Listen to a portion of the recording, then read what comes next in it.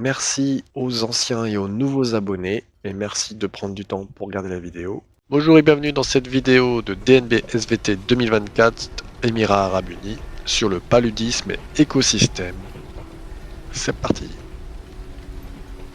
Depuis le début des années 2000, les scientifiques ont montré que les problématiques de santé humaine sont étroitement liées à la santé animale et à la prévention des écosystèmes. Document 1. Exemple d'une transmission d'une maladie infectieuse, le paludisme. Le paludisme touche plus de 200 millions de personnes, essentiellement dans les régions tropicales et équatoriales. Le nombre de cas et de décès dans le monde a augmenté depuis 2019. Cette maladie est véhiculée par un organisme vivant qui transmet l'agent pathogène d'une personne à une autre.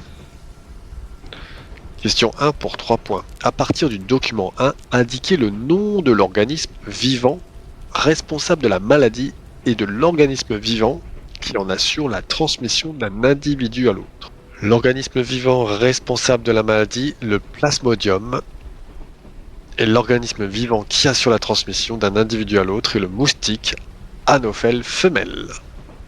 Document 2. Étude du nombre de cas annuels de paludisme entre 1976 et 2016 dans deux pays d'Amérique centrale, le Costa Rica et le Panama.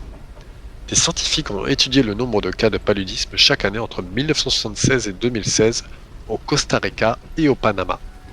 Les scientifiques observent par ailleurs un déclin du nombre d'amphibiens au Panama et au Costa Rica à partir des années 1980, quelques années avant l'augmentation du nombre de cas de paludisme. Question 2 pour 6 points. À partir du document 2, identifiez et recopiez sur votre copie les deux réponses correctes parmi les propositions ci-dessous. Le nombre de cas de paludisme était plus élevé en 2005 qu'en 1980 au Panama. Donc ça c'est vrai, on voit bien que en 2005, il faut regarder la courbe gris clair. En 2005, on est autour des 5000 cas. Par contre, en 1980, on était autour des centaines de cas. Au Panama, le nombre de cas de paludisme est passé d'environ 1000 cas à environ 7000 cas au début des années 2000. Au Panama, toujours courbe gris clair, les années 2000, on est à 1000 cas, donc on n'est pas passé de 1000 cas à environ 7000 cas. Au Costa Rica, le nombre de cas de paludisme est passé d'environ 1000 cas à environ 7000 cas au début des années 1990. Donc au Costa Rica, c'est la courbe noire.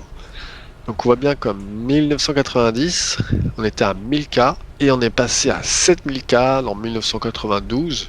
Donc c'est bien au début des années 1990. Donc il faut prendre la réponse C aussi.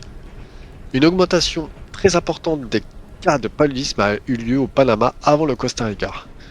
La courbe noire est montée avant que la courbe grise, donc non, la réponse D est fausse.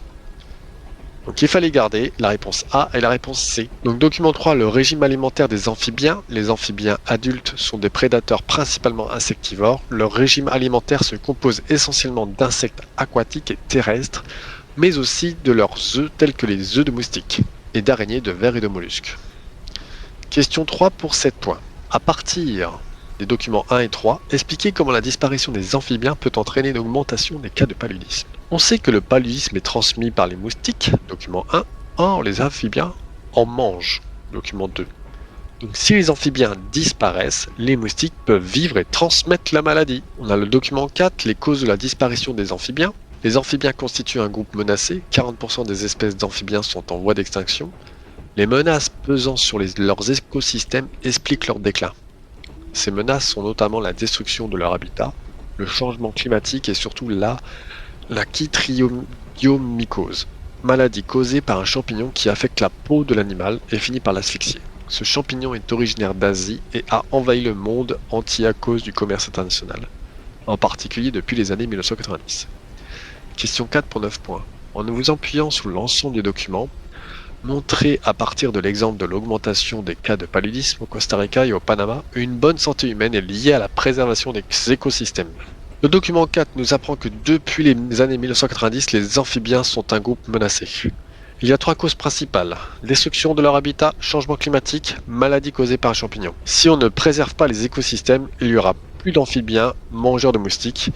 Il y aura donc une augmentation des cas de paludisme. Abonnez-vous.